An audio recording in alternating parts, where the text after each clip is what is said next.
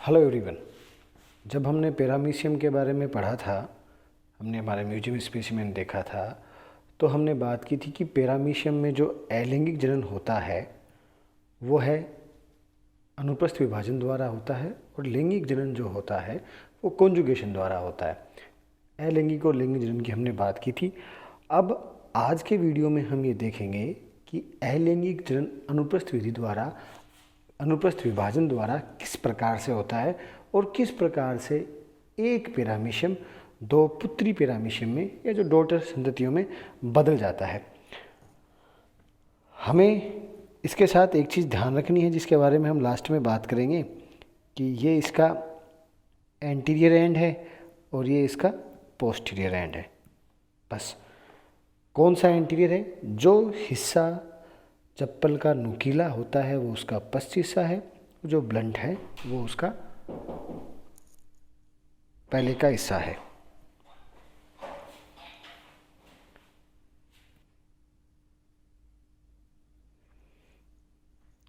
तो हमने बात करी थी इसके एंटीरियर और पोस्टीरियर हिस्से की।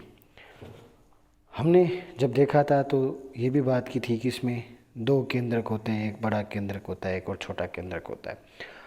अलैंगिक विधि से जब जनन होना होता है तो वह जनन अनुकूल परिस्थितियों में होता है।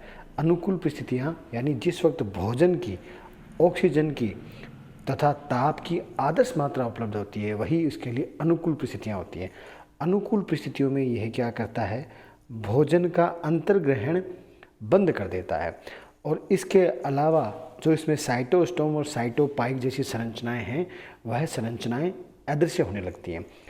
अब हम देखते हैं कि सबसे पहले इसमें होता है केंद्रकों का विभाजन, और केंद्रकों के विभाजन में भी पहले होता है इसमें छोटे लघु केंद्रक या माइक्रोन्यूक्लियाई का विभाजन इसमें होता है।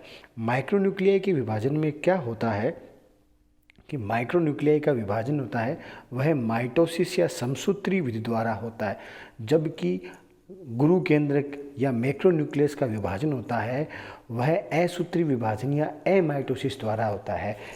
ध्यान देने योग्य बात है कि अगर हमसे पूछ लिया जाए कि पैरामीशियम के किस केंद्रक में माइटोसिस होता है और किस केंद्रक में एमाइटोसिस होता है तो हम ये ध्यान रखेंगे, हम ये बात करेंगे कि जो बड़ा केंद्रक होता है मैक्रोन्यूक्लियाई होता है, न्यूक्लियस होता है, उसमें एमाइटोसिस होता है, और जो माइक्रोन्यूक्लियाइस होता है उसमें माइटोसिस होता है माइक्रोन्यूक्लियाइस होता है। तो इसमें अब हम बात कर रहे हैं माइक्रोन्यूक्लियाई की। माइक्रोन्यूक्लियाई में माइटोसिस द्वारा विभाजन होना होता है। विभाजन में क्या होता है, प्रत्येक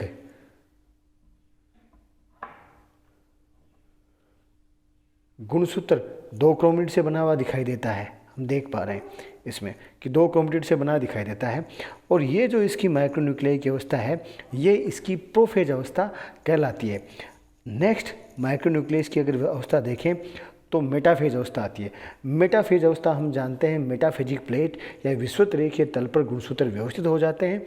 एनाफेज अवस्था में गुणसूत्र अपने अपने सिरों की तरफ गमन करने लगते हैं, अपने अपने सिरों की तरफ गमन करने लगते हैं, और ये माइक्रोन्यूक्लियस हैं जो बड़े होना शुरू हो जाते हैं। टीलोफेज अवस्था में माइक्रोन्यूक्लियाई अलग अलग विभक्त हो जाते हैं। ये इसमें माइटोसिस की क्रिया द्वारा होता है। प्रोफेज, मेटाफेज, एनाफेज और टीलोफेज की सारी अवस्थाएं आती हैं। इसके बाद में मैक्रोन्यूक्लियस इसके बाद में मैक्रोन्यूक्लियस में क्या होता है कि मैक्रोन्यूक्लियस के मध्य में, क्योंकि ये बड़ा मैक्रोन्यूक्लियस है, इसके मध्य में संकीर्णन शुरू होता है। संकीर्णन विधि द्वारा यह दो संतति मैक्रोन्यूक्लियस में असूत्री विभाजन द्वारा विभक्त हो जाता है। असूत्री विभाजन द्वारा विभक्त हो जाएगा। तो जब असूत्री विभाजन हो जाएगा उसके बाद में क्या होता है, इसके आउटर मोस्ट पेलिकल में खांच बनना शुरू हो जाती है, और ये खांच धीरे धीरे बढ़ते हुए इस संपूर्ण जंतु को दो भागों में विभक्त कर देती है। इस प्रकार इसका द्विविभाजन हो जाता है जो कि अनुप्रस्थ विधि द्वारा होता है। हमने जब शुरू में बात की थी कि ये सिरा इसका पोस्टीरियर एंड है और ये सिरा इसका एंटीरियर एंड है, तो पैरामीशियम के पोस्टीरियर एंड और anterior and, posterior and posterior and और एंटीरियर। एंटीरियर एंड से जो पेरामीशियम पुत्री या संतति पेरामीशियम का निर्माण होता है उसे हम प्रोटर कहते हैं, और पोस्टीरियर एंड से जिस पुत्री या संतति पेरामीशियम का निर्माण होता है उसे हम ओपिस्थ्य कहते हैं। तो अगर हमसे पूछ लिया जाए कि प्रोटर पेरामीशियम और ओपिस्थ्य पेरामीशियम में अंतर बताइए, तो पेरामीशियम के एंटीरियर पार्ट या अग्रभाग से जिस पुत्री संतति पेरामीशियम का निर्माण होता है वो प्रोटर पेरामीशियम कहलाता है, और पोस्टीरियर से जिसका निर्माण होता है वो ओपिस्थ्य पेरामीशियम कहलाता है। यह दो प्रकार का पेरामीशियम, यह दो प्रकार के पेरामीशियम अलग अलग बनते हैं।